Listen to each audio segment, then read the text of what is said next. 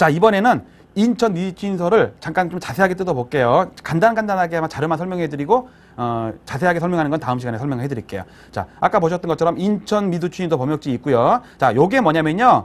중매인이에요. 여기 보니까 중매인이라고 나오죠. 중매인. 중매인이 뭐냐면요. 지금의 거래소, 거래원들이에요. 보니까 무슨 로고가 보이네요. 자, 4글자는 일본 사람, 3글자는 한국, 조선 사람, 이렇게 보시면 돼요. 그렇게 그 당시에 중매인 그 명단이었고요. 자, 오른쪽에 있는 거는 뭐냐면요. 신문 창간호네? 이게 바로 동아일보 창간호예요. 창간호 일면의 전면 기사로, 자, 보세요. 여기 보시면요. 자, 작게 보이죠?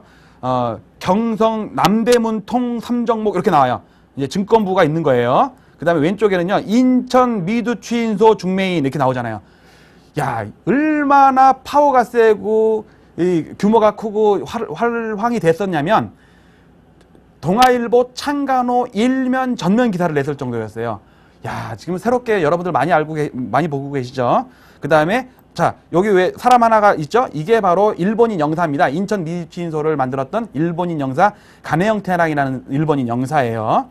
그 다음에 가운데 있는 게 일확천금의 꿈과 뭐 인천 미주인소 이렇게 당시의 신문 기사. 그리고 그 다음에 인천 미주인소를 뭐 없애라 이렇게 데모가 막 나오고 막 난리예요. 왜? 거기 가서 너무 많은 사람들이 망해. 뭐 개미 투자가들이 맨날 뜯겨. 그래서 이거 문 닫아라 이래가지고 막 데모도 나고 막 그랬다 하더라고요. 아, 그리고 왼쪽에 있는 거는요. 한국 증시 110년 그 파동의 역사. 여기 보니까 미두왕, 반복창, 사환, 거부, 거지 이렇게 나오네요. 이게 2005년도인가 제가 신문에 기고를 했었는데 그거를 지금 제가 다시 여러분께 이제 소개해 드리는 거로 보시면 될 것 같아요. 자, 다음 자료를 보겠습니다. 자, 다음 자료는 당연히 경성이 나오겠죠? 인천 나왔으면 경성이지. 자, 왼쪽에 보니까 경성 주식현물추인소가 나오고요. 자, 여기 보니까는 이사장이 좀 취채역이라고 하는데 취채역. 이사를 취채역이라고 합니다. 근데 일본인 사람이 한 16명 되는데 이사진이 16명 돼요. 그 중에 2명이 조선 사람이에요. 이름이 3글자면은 조선 사람. 자, 파란 글 동그라미 친 사람이 누구냐면요. 이병학입니다. 이병학이 누구냐면요. 중추원 중역이었어요. 그러니까 친일파 정도 되겠죠? 그 다음에 빨간 동그라미 친 사람이요. 누구냐면요. 조진태입니다. 조진태. 조선일보 설립자예요. 그 정도로 그 당시에도 파워가 있었고, 정치적, 경제적 파워가 있고, 아마 조선은행 초대 총재인가 아마 그랬을 거예요. 하여튼 그 책에 나오는 인물들입니다. 다음.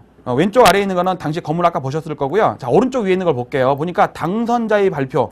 1920년대에도요. 수익률 게임, 주가 맞추기, 날짜 맞추기 대회가 다 있었어요. 그래갖고 요거는 그러니까 경성 주식 추인소의 주식이 거래가 됐는데 그 주가에 연말가를 가장 근접하게 맞추는 사람한테 쌀 뭐 5석, 뭐 100석 이렇게 주는 대회가 있었다고요. 신문 광고였고요. 밑에 있는 건 당연히 인천 기간이 있는 쌀이다 그래가지고 선물 3개월 선물이 제일 많이 거래됐다고 하고요. 당시에 그 대회였었고요. 자, 오른쪽 아래에 있는 거는요. 여러분들 신문 아래에 보면은요. 여러분들 시대표가 나오죠. 요즘에는 뭐 전면으로 양쪽으로 뭐 코스닥까지 다 나오는데 당시에도 1920년대에도 오른쪽에 보이는 것 아래에 보이는 것처럼 시대표가 나왔어요. 자, 그 당시 시대표를 잠깐만 볼게요. 자, 상황이네. 상황. 아, 지금은 시황이라는데 그 다음에는 상황. 상거래의 상황 뭐 이렇게 되겠죠. 자, 여러분들 참 재밌는 거. 이건 진짜 제가 생각해도 참 재밌어요. 여러분들 아침에 일어나서 딱 뉴스 딱 보면서 미국 어떻게 됐나부터 보시죠. 나스닥 선물 맨날 장중에 보면서 나스닥 선물이 마이너스 10%포인트면은 우리 시장도 빠지고 뭐 난리 나잖아요. 그렇죠? 그거랑 똑같은 현상이 자, 보세요. 상황이라는 시세표에 보면은요. 대판 상품이 나오고요. 대판 주식이 나오고요. 이거 왜 경성부터 안 나오고 대판부터 나오는 거야? 대판이 오사카입니다. 그렇습니다. 지금은 우리가 다우존스, 그다음에 장중에는 나스닥 선물 이걸 보면서 일희일비하고 괜히 쓸데없이 팔았다 샀다 하는 것처럼 1920년대, 30년대에는요.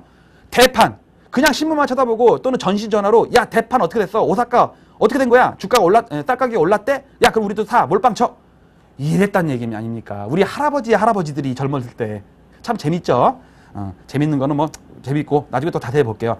자, 이번에는 인천과 경성을 봤으니까 이번에는 당연히 합병된 조치를 보겠죠. 조선증권추인소, 조선추인소.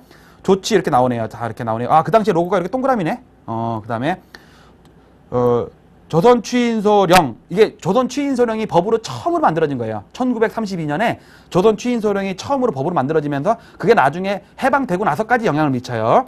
그 다음에 아까 보니까 여기 이병학 또 나왔네.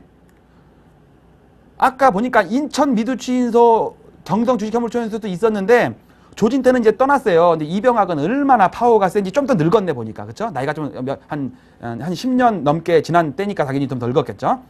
자, 그리고 문서들을 잠깐 볼게요. 당시의 소설이라든지 신문 광고를 잠깐 볼게요. 자, 미두추인이라는 어떤 책자가 있어요. 이게 뭐냐면요. 조광이라고 조선일보 자매지 주간지였나 그랬을 거예요. 조광이라는 잡지에 뭐라 나왔냐면요. 보세요. 조성 모멸의 추인 광사태 일확천금은 가능하냐? 이게 바로 오늘 이번 시간에 배워야 될 거예요. 조성 모멸, 조성 아침에 성하고 모멸 저녁에 망하는. 그러니까 아침에 우우 일어났다가 장대 음봉이 되는 거죠. 시작할 때는 그냥 양봉으로 빡 떠서 시작했다가 끝날 때 되니까 와장창 무너져갖고 짱대 음봉. 이런 시장에서 일확천금은 가능하냐? No, 불가능하다. 투자를 해라. 투기를 하지 마라. 그 1932년에 써진 책인데 거기에 이런 아주 명언이 담겨져 있어요. 우리가 배워야겠죠? 그래서 이 멘토스 시간에 우리가 이런 과거 자료를 살펴보는 거예요. 그냥 보고서 참 재밌다. 이걸로 끝나면 안 돼요, 여러분. 무슨 말씀인지 이해 가시죠? 자, 그다음에 오른쪽 걸 보니까요. 남만주 뭐 어쩌고 저쩌고 상선 나와요. 아, 당시에는 철도주 상선주들이 대박이었겠구나. 주로 거래가 됐겠죠. 지금처럼 무슨 핸드폰 관련된 주식이 됐겠습니까? 무슨 뭐 노트북이라든지 뭐 반도체 회사가 있었겠습니까? 그렇죠? 예. 당시에는 남만주에 있는 뭐 남만주 상선이라는 회사가 있었나 보지 뭐. 그다음에 그 밑에 있는 거는 남만주 철도네요. 기차 모양도 있고요. 그다음에 명치증권이라는 보니까는 요게 보니까는 여기서 조명을 쫙 비친다 이거죠. 그렇죠? 등대처럼 조명을 비춰서 돈 벌게 해줄 테니까 와라. 명치증권 와라. 당연히 명치천왕의 이름을 따서 만들었겠죠. 당시에는 일본의 지배를 받았을 때니까. 그다음 여러분들 지금은 우리가 한 2, 3년 전 보면요. 버블 막 2000까지 갈 때 부동산이 폭등을 했죠. 주가도 폭등을 했고 부동산도 폭등을 했습니다. 항상 어느 시장을 보면요. 두 가지가 같이 쌍두마차로 갑니다.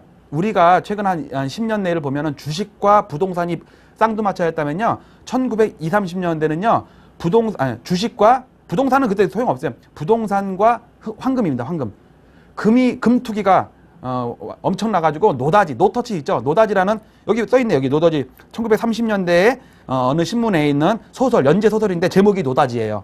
이래서 우리가 노다지, 와 이거 노다지다 이렇게 얘기하는 게 그때 유래가 된 거고요.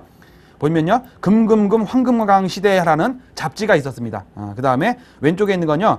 황금광 시대표예요. 광산 시대표예요. 여러분들 황금광 투기 그러면요. 금을 사고 투기했다고 생각하시는데 그건 착각이에요. 요번에 우리 오늘 날짜로 봤을 때 사상 최고치 뚫었다고 하더라고요. 금 가격이. 왼쪽에 그 당시에는요. 금을 사고 판 게 아니라 금광을 사고 판 거예요. 금광 시세표가 이렇게 딱 나옵니다. 그리고요. 광업계 뉴스 이런 것도 나오네요. 참 재밌죠? 자, 지금까지 조선 추인소로 봤고요. 다음 자료를 또 보겠습니다. 자, 이번에는 뭐 간단히 볼 수 있는 대한증권거래소 1956년 3월 3일 토요일 그 당시에 상장 종목들 12종목이었어요. 요거는 개소식 광경이고요. 처음에는 지가증권이 거래가 됐어요. 지가증권. 나중에 요 시간에는 자세히 말씀드릴게요. 그 다음에 처음부터 주식 거래가 된 게 아니에요. 그 다음에 국채, 5분리 건국국채라고 해가지고 건국국채를 발행합니다. 그게 나중에 국채 파동이 116 국채 파동이 나가지고 전일이 있었던 그 전날에 거래를 정부에서 무효시킨 거예요. 그런 파동이 있었고요. 밑에 있는 거는 드디어 주식이죠. 주식. 아까 명패를 잠깐 봤었고요. 자, 정리를 하겠습니다. 영어를 제가 발음이 안 좋으니까 한글로 번역을 해드릴게요. 과거를 기억하지 못하는 자, 그 과거를 잘못된 과거를 반복하는 저주를 받는다. 이렇게 산타야라는 사람이 1905년에 쓴 명언이에요. 자, 그래서 이 시간에 여러분께 말씀드리는 거는 우리가 과거 거를 지금 한번 후다닥 훑어봤는데 과거 거를 그런 일이 있었구나. 참 처음 알았네. 참 재밌네. 그 쌀로 선물 매매를 했다고? 참 재밌었네. 라고 끝낼 게 아니라 우리가 증시 참여자로서 또는 뭐 직원이 계시다면 증권 관련된 종사된 일을 하시는 분으로서 우리가 언제까지 외국에 이렇게 휘둘려야 되느냐. 좀 자생력 좀 키우자 해서 아주 조그마한 일이라도 여러분께서도 마음이라도 이렇게 우리 증시가 자생력도 키우고 발전할 수 있는 온고지신할 수 있는 것을 배우는 다시 한번 생각하는 시간으로 삼았다 이렇게 생각하시면서 다음 시간부터는 인천 미두추인소에서 미두왕 반복창의 일생을 통해서 우리 할아버지들의 아버지들이 어떠한 애환을 증권시장에서 겪었나 살펴보도록 하겠습니다. 네, 오늘 이것으로 마치겠습니다. 수고하셨습니다.